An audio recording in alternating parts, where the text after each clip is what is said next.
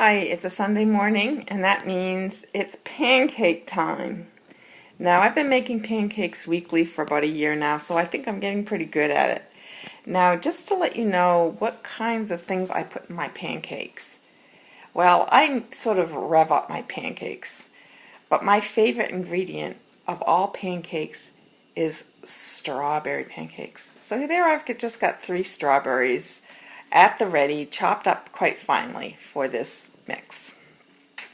Now, normally I put all of the dry ingredients into the mix, so that I don't have to futz with all of these different ingredients when I do make my pancakes.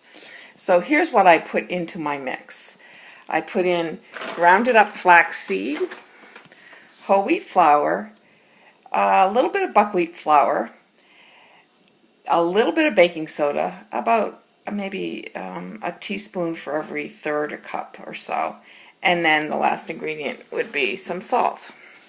So if you just stick that in a jar, then you don't have to futz with all of these materials. Keep it in your refrigerator. Futz with all these materials when you do want to make your pancakes. It saves a lot of time.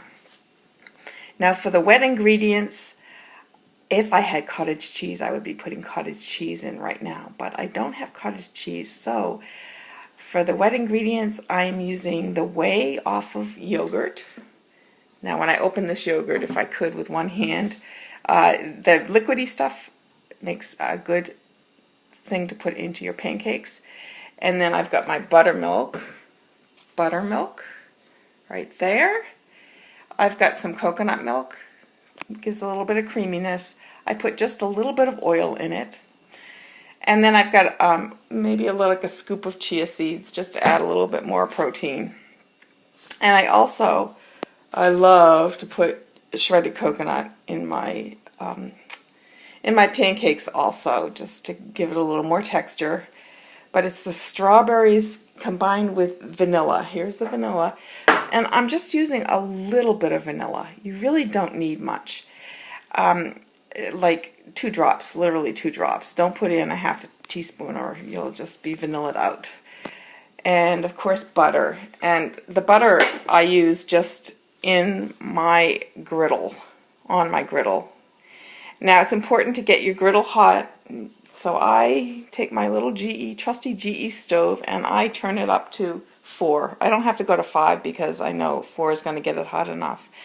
And then I will crank it down to 3 once I know it's hot and the butter is starting to brown. And what are some secrets about actually cooking these pancakes? Well, first of all, you've got to get the consistency right, and that takes a little bit of play, but it should be halfway between a paste and a liquid. I don't know how else to describe it. Maybe I will post the actual ratios of everything when I'm done.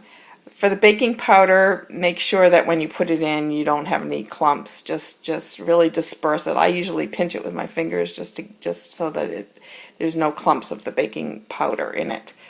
And I've heard with whole wheat you can actually stir it more than you can with just white when you're mixing the ingredients. Mix all the dries first. That's why I keep them in a container.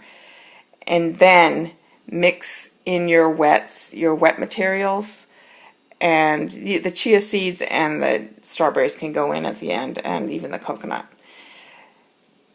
And that's about the only other secret I have is when you put them on your griddle, don't be impatient for flipping them. I heard somewhere where you need to wait until, some people say just wait until the sides are sort of dried out and there's no bubbles on the sides, and other people say the bubbles should be popped all the way through. I do it basically by smell. When they start to smell good, I look and see if the bubbles are popped, and then I flip it.